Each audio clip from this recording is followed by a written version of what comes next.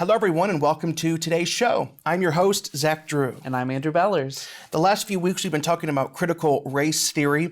We're going to kind of put a bookmark in that for this week so that we can talk about a pressing event that took place this week. And then we'll be coming back in the weeks to come to kind of finish up critical race theory and kind of put a bow on it for the time being, because it's going to continue to unfold as the years. Exactly. I mean, this is not an event that's done and over with. This is an event that's just beginning. Right. But I wanted to stop to talk about a current event that's taking place. I'm titling today's show, Hackers Exploiting the Pipeline is the Least of Our Problems. Okay, so on today's program, I actually created an outline so that you know where we're going. This is today's outline. What happened with the pipeline? Could it happen again? What is an EMP? And you'll see how those can be connected to one another. And who has these weapons? How the cyber attack on the pipeline is a small example of a much greater national threat. How vulnerable is our grid? What would the death toll be if an EMP weapon destroyed the fullness of our grid? Why would the death toll be so high? How coronal mass ejections can also create a type of EMP. How can it be prevented? Will it be prevented? Or could a disaster like the grid collapsing be a revelation type judgment? All of this and more on today's program.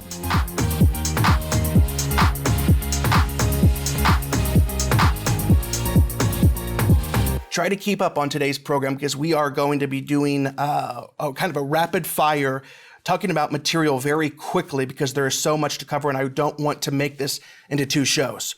So let's kind of do the who, what, when, where, why concerning the pipeline to lay the foundation. Yeah. Okay, so what happened with the pipeline? The Colonial Pipeline suspended all operations in response to a ransomware cyber attack on Friday, May 7th. The Colonial Pipeline operates the largest pipeline in the United States.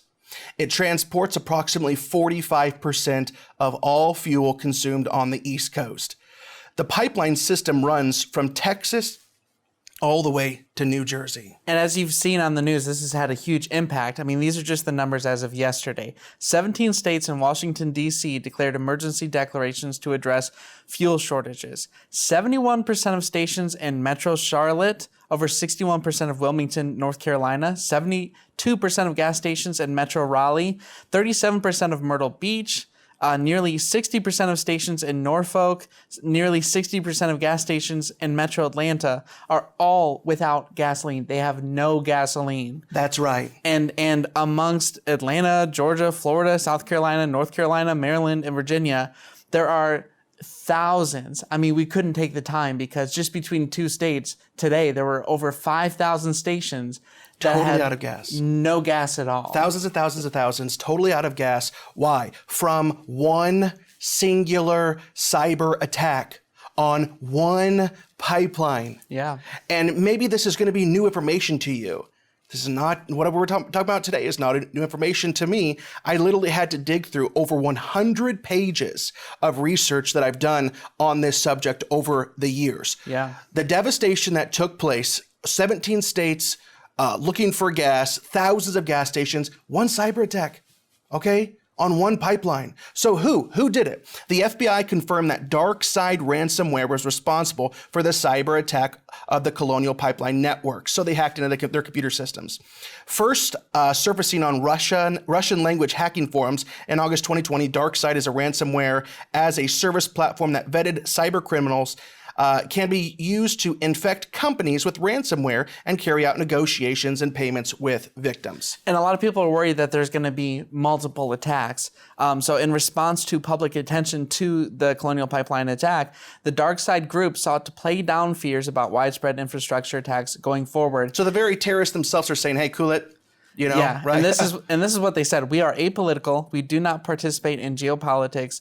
You do not need to tie us with a defined government and look for our motives. They said that this is all about money. The problem is that today Bloomberg reported that almost immediately Colonial Pipelines paid out in cryptocurrency about $5 million to this group. Yeah, that's right. So they actually negotiated with the terrorists. They're not political. This is not a Democrat cyber terrorist. These are not Republican cyber terrorists. They are literally, like they said, apolitical. And they're just doing it, as they said, for money, And so instantly, what did they do? The pipeline gave them the $5 million they wanted. What does that do? Are you kidding me? What did that show them? It showed them that they can be successful. That's right. They can be successful. And it showed many other terrorist, cyber terrorist groups that they can do the same things. So this is not an Iranian thing, a Russian thing. I do believe that this group really truly is apolitical. They just wanted money. Money. It was greed. And it will happen again. So the next section is this. Could it happen again? Absolutely. And it could be much more devastating than no gas for 17 states. Cyber attacks are one of the greatest threats to our national security, especially if they target our grid. Our grid. Specifically through a bomb, maybe, designed to take out our grid.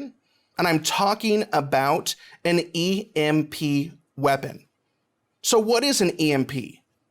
And who has these weapons? You see, what we just dealt with was hackers hacking into a singular computer system. But we're not going to do more than one show on this today. It has been proved over and over again that hackers can attack and get into the very grid systems in America. There are 3 that control all of America. So you have hackers that can take down the grid. You have enemies through weapons like an EMP weapon that can take down the grid. And you even have things like coronal mass ejections, the sun, solar flares that can take down the grid. Mm-hmm. And we're going to be explaining that to you. You see, there is a growing alarm among defense planners about what? About the uptick in nuclear weapons developed, and they're taking place amongst many great powers, including the United States, Russia, India, China, and even lesser powers like North Korea and Pakistan. Now, missile defense is, in part, to some degree, designed to what? It's designed to mitigate the threat of a nuclear attack via ICBM, which stands for Intercontinental Ballistic Missile. But the Pentagon is dreadfully unprepared for the fallout from an electromagnetic pulse generated either from a nuclear explosion over our country or from an EMP created by a giant solar flare for which there is no defense. So an EMP, it stands for electromagnetic pulse. And there are certain bombs that have been designed for the exact purpose of destroying our electric grids. And more specifically, to destroy anything that has technology embedded. Yeah. So it works like this. And for example, we know, this is an older article. We know that North Korea's H-bomb is a super EMP weapon. So they are weapons that are designed not, to put it as simple as possible, not to go boom and incinerate buildings. They are bombs that are detonated maybe 100, 200, 300 miles above the Earth's crust. And they're strategically created to put off an extreme amount of gamma rays that come plummeting to the Earth, and they fry everything with a chip, basically, anything that can be connected to the internet. And every single nuclear weapon puts out an EMP, electromagnetic pulse. Even the foundational nuclear weapons, 80-year-old technology, you think about the nuclear bombs in World War II, that's all a terrorist group would have to get their hands on, the most primitive kind of nuclear weapon, and they could have an EMP attack. That's right. And Pyongyang now has, and this has worried people like the EMP task force, North Korea now has 2 satellites orbiting over the U.S. on the optimum trajectory to evade national missile defenses and make a high-altitude EMP attack that could black out the U.S. grid and kill millions of Americans if the satellite is nuclear armed. So they have 2 satellites that go directly over the United States twice a day. It's unbelievable. And the experts believe that it is likely that they have this super EMP bomb in these satellites. Okay, let's keep going. Like I was saying, it's detonated 100, 200, 300 miles above the Earth's crust. If you are lucky enough to be sitting in your home in such an event, you will not hear a loud explosion. You won't be evaporated. In fact, not a single building will be. And for the first few minutes, you may just think that the power went out. It will become more peculiar when you reach for your cell phone to find out, the specifics of the outage in your area, to realize that your cell phone isn't working and it won't turn on. So what do? You probably, you sit down for an hour or so, and then you become restless. Maybe you jump in your car and head to a family member's house to see if they have power, to get the specifics of what's taking place, since you can't seem to find the info. Well, it's in that moment that you realize that your car is dead and it won't turn over, and it is incapable of being jumped, and you can't go anywhere. You see, it is a terrorist attack unlike any other. That's what would happen in the first few moments if you are lucky enough to be at home. And the real consequences of such an event would end up being existential, truly biblical in nature, as the days and the months followed. And ransom, the group that put the ransomware up upon, they hacked into the pipeline system. It's these exact same groups that can hack into our power grid. That's right. You see, the cyber attack on the pipeline is a small example of a much greater national threat. And I hope that this is a wake-up call for political action to finally harden the bigger problem, the vulnerability to our electric grid. Here's some quotes concerning the grid from famous people. James Woolsey, former director of the CIA. 2/3 of the U.S. population would likely perish from starvation, disease, and societal breakdown. Other experts estimate the likely loss to be closer to 90%. That is if our grid went down. Leon Panetta, former director of the CIA, another one. An aggressor nation or extremist group could use these kinds of cyber tools to gain control of critical switches. They could derail passenger trains, or even more dangerous, derail passenger trains loaded with lethal chemicals. They could contaminate the water supply in major cities or shut down the power grid across large parts of the country. Dr. Peter Vincent Pry, executive director of the Task Force on National and Homeland Security and director of the U.S. Nuclear Strategy Forum, both congressional advisory boards, and served on the Congressional EMP Commission. He said this: a year-long blackout would result from a nuclear EMP attack and could kill up to 9 out of 10 Americans through starvation, disease, and societal collapse. And stay with me, because we're going to bring the Bible into this at the end. Newt Gingrich, former Speaker of the House. This could be the kind of catastrophe that ends civilization. And that's not an exaggeration. The reason I began focusing on this a decade ago is there are very few events you can recover from. You can recover from a 9/11. You can recover from a Pearl Harbor.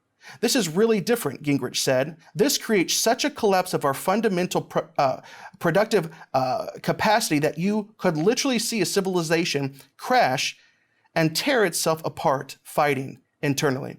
Listen, there are other quotes here that I'm not even going to get to for sake of time, from Mike Huckabee, Ted Koppel, Roscoe Bartlett.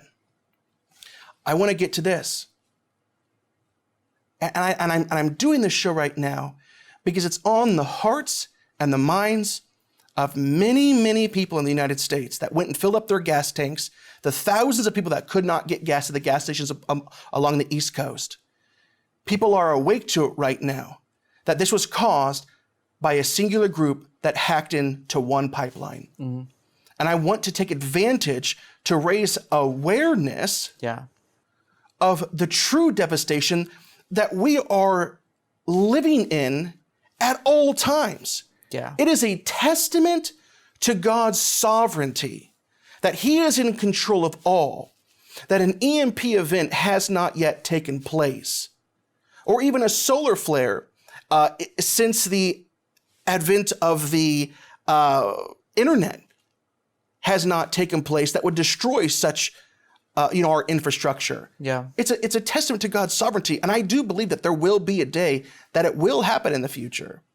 So how vulnerable is our grid?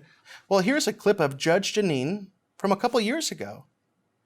And it's okay to play this clip because the information hasn't changed. Yeah. There have been no developments in hardening our grid to protect us since this clip was done. This is a clip of Judge Janine a couple years ago talking to a former Navy SEAL on the vulnerability of our grid. And joining me now is former Navy SEAL Christopher Mark-Even. Chris, thanks for being with us. Thanks for having me, Judge. You were a Navy SEAL for more than a decade. You have experience with the grid. What can you tell us about it? The power grid is amazingly easy to dismantle. As an unconventional warfare specialist, I was trained to dismantle and take down power grids in other countries. Believe me, it doesn't take a doctorate from MIT to figure out how to make an EMP device that will take down not only a substation, which this is right here, but the transmission stations and the distribution stations. With several EMPs placed properly in the right locations, utilizing a cell phone device with an RFD technology, which is remote firing device technology, could bring down 15 transmission stations with a cell phone. With a cell phone, absolutely. So you don't have to be that smart, that sophisticated, or anything to take down power systems. Technically, no. And these substations that are so vulnerable. And remember, it's just so crazy. It can happen through a cyber attack, hackers, EMP, or solar flare. Yeah. But if any of these things happen and destroy these substations, they're massive, they're enormous. Some of them weighing 820,000 pounds. And we don't have any extra sitting in the United States. That's right. Our grid was created over a span of 125 years. It is like a puzzle piece. It's like a maze that absolutely needs to be redeveloped. It needs to be hardened. There needs to be new laws implemented to protect us against these events. If the substations were sabotaged, China makes them, and it takes up to 2 years to make these. And we're completely reliant on this distribution of electricity. I mean, like we said, running water, city running water. Think about even irrigation. I mean, like, what would happen to farming and crops? We wouldn't have a source of food. I saw one source that said that if an EP went off and disrupted or destroyed these substations, that it would take anywhere between 4 and 10 years, and it'd cost $2 trillion. Well, it's ridiculous because those might be the immediate damages, but when you realize, like we're about to say, and like James Woolsey, who was a former director of the CIA, said earlier, 9 out of 10 Americans, I think in the course of a year, would perish because of this. I mean, this would be absolutely catastrophic. That's right. You're exactly right. So what would the death toll be if an EMP weapon destroyed the fullness of our grid? And why would the death toll be so high? You're right. The Congressional EMP Commission said that 9 out of 10 Americans will be dead in a year. How? Zach, so now we're going to get into the hardcore stuff. How in the world could our grid going out cause such devastation? Take a look. So what happens after an electromagnetic pulse bomb, an EMP, explodes? Instantly, cars stop running. Everything that's computer, everything that has, it's done, it's over, it's fried. Yeah. Cars stop running. Airplanes fall out of the sky. There are 3,000 airplanes at any given time flying over the United States. They all fall out of the sky. Trains, ships, and buses are no longer running. No ambulances, fire trucks, police, or any emergency vehicles will run. The electric grid is down. Most people would be unable to do their jobs without electricity, and employment would collapse. No lights, electric cooking or refrigeration or freezers working. No trucks running to bring more food, and tractors not working to help farm more food. All electric furnaces and gas heat with electric fans shut down, so it'll be incredibly cold in the winter. All air conditioning stops, so hot in the summer. Deserts will be unlivable. No hot water. No water, or little water, as most water coming from city pumps or home wells shuts down when the power grid collapses, With no water, toilets do not work. Sewer treatment plants shut down. No mail, UPS, FedEx, or any shipping. No garbage trucks running. No TV, radio, web, texting, home, and cell phone. No DirecTV, Dish Network, all social networks. All communication systems are down. No music on CD, DVD, radio. Only crank Victrolas work. And if you want to do something live, hospital and nursing home equipment stops working. Security systems are all down. Drugstores out of drugs and no trucks to bring more. Most drugstores do not stock large amounts of drugs. It's truly just-in-time delivery. People killing each other to get drugs, breaking into hospitals and nursing homes. Drugstores and all stores have been emptied within hours. So what happens days and weeks after an electromagnetic pulse bomb explodes? In 4 days, that's what it takes. In 4 days, all people will be able to think about is themselves. Gangs and guns rule. Small towns will have to set up an Old West kind of rule. Horses, mules, and donkeys are in great demand and short supply. Coffee makers do not work, so people look for old percolators. People who smoke will give anything for a cigarette. People will, stash cigarettes and become rich off of it. Overweight people dropping dead, walking. Many died from walking from stranded cars on freeways to find food and shelter. When all transportation stopped, people could not get home to get meds or even get home.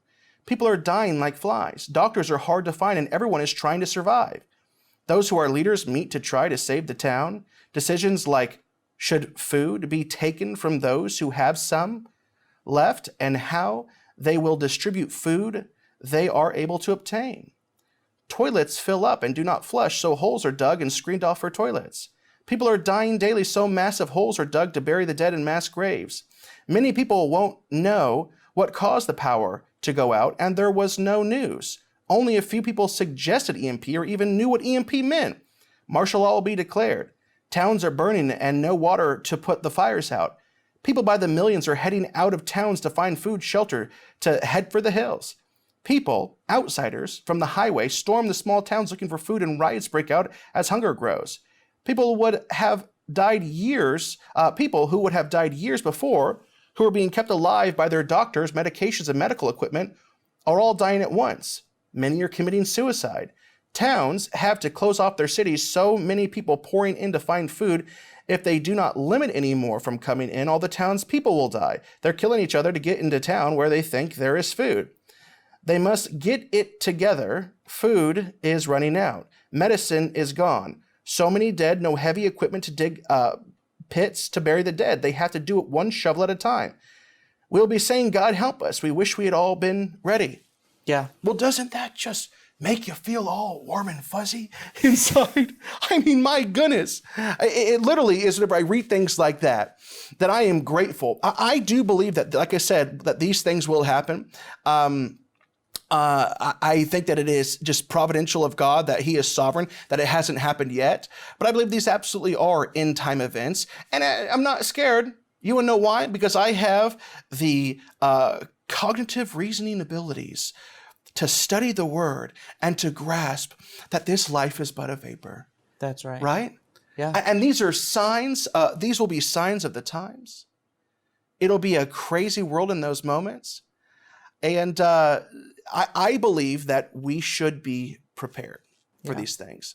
I don't talk about preparation on the show very much, but Alyssa and I, we are very prepared for many different scenarios. Yeah, and this, Revelation says, a third of the world is going to be wiped out in the last times. And this is the kind of event that you would think of when you think about those kinds of numbers.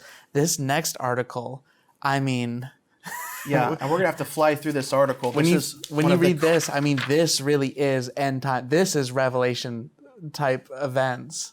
If an EMP hit the United States, it would cause 100 Fukushimas. 100 Fukushimas. So the nuclear meltdown in Japan's Fukushima nuclear power plant in March 2011, due to an earthquake and tsunami, gives us an idea of the catastrophic consequences of an EMP event at just one plant. So what happened in Fukushima, it was caused by it shutting down and overheating. That's what took place, right? And in effect, it could literally take centuries before human habitation can return to that region where the Fukushima reactor was located. I mean, it could literally take hundreds and hundreds of years before people can go back and actually live in that area. The U.S., the United States, has some 100 nuclear reactors, of which 65 are pressurized water reactors, and another 35 are boiling water reactors. The reactors are at some 65 locations across the country and generate almost 20% of the nation's total electrical energy. If the Fukushima effect is multiplied by 100 at 65 locations across the United States, the radiation impact would impact every American, and it would literally make huge swaths of America truly never to be inhabited again. That's right. From one singular event. Yeah. And once again, these exact same hackers that took down this one singular pipeline. You heard the Navy SEAL. It does not take even an intelligent person to learn the basics on how to do this. Our grid is so extremely vulnerable, and it all can be prevented.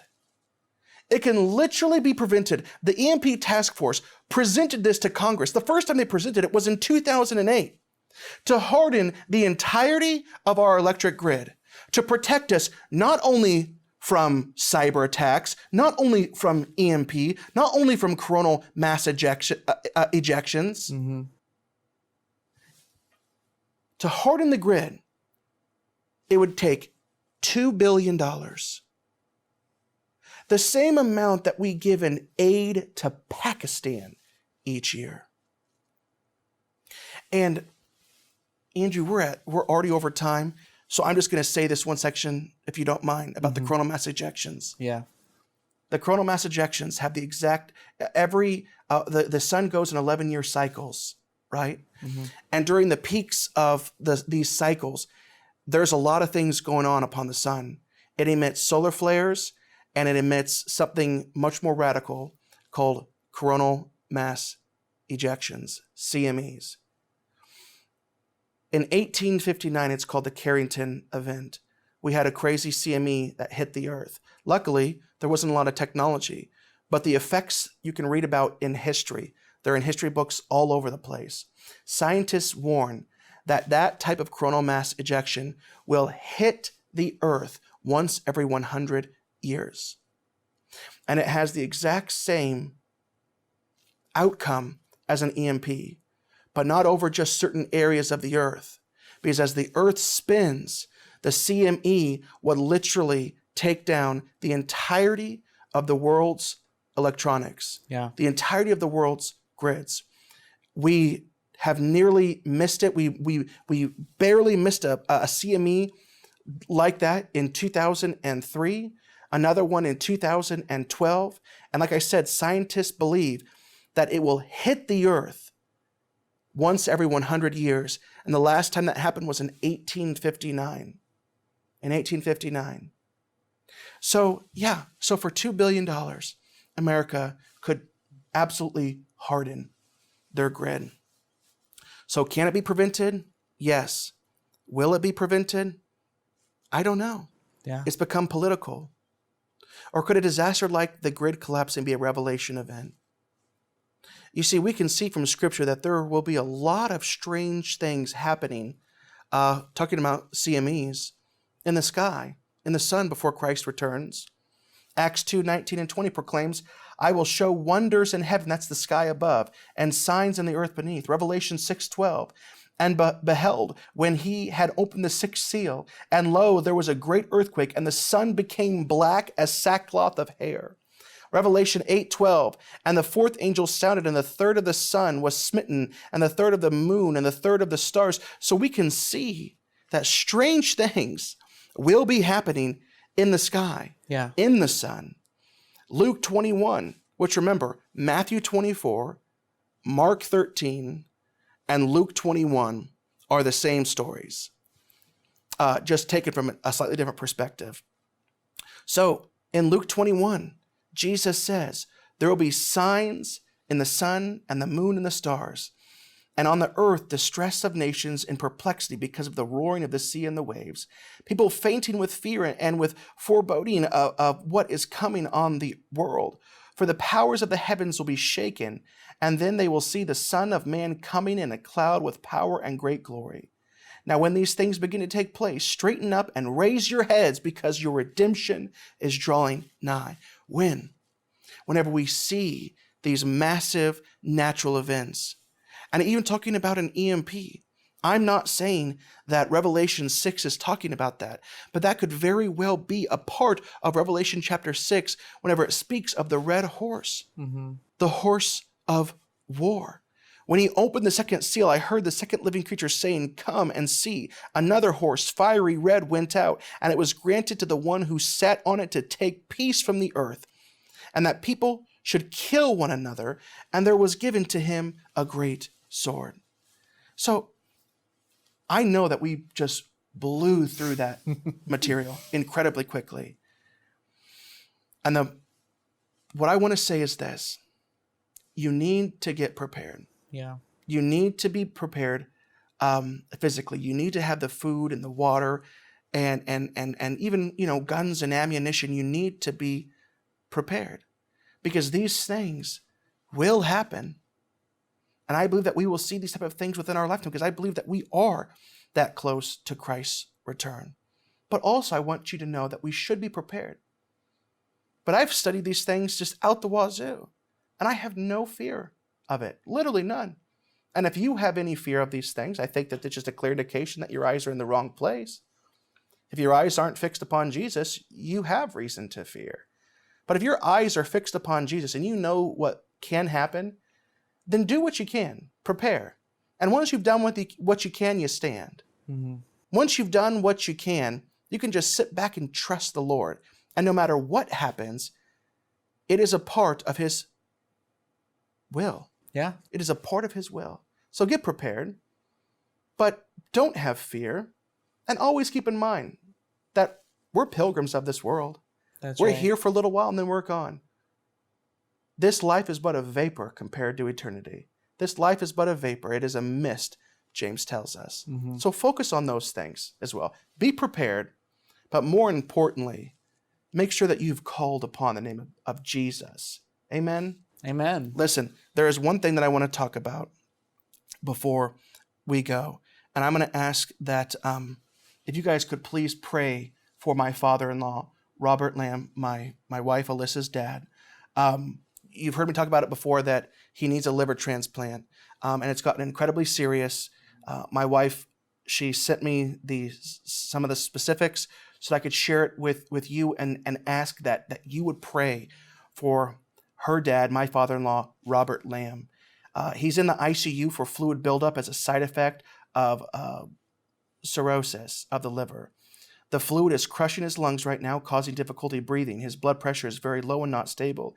He needs a routine procedure he gets done to drain the fluid, but his blood is too thin that they can't do the procedure at that hospital.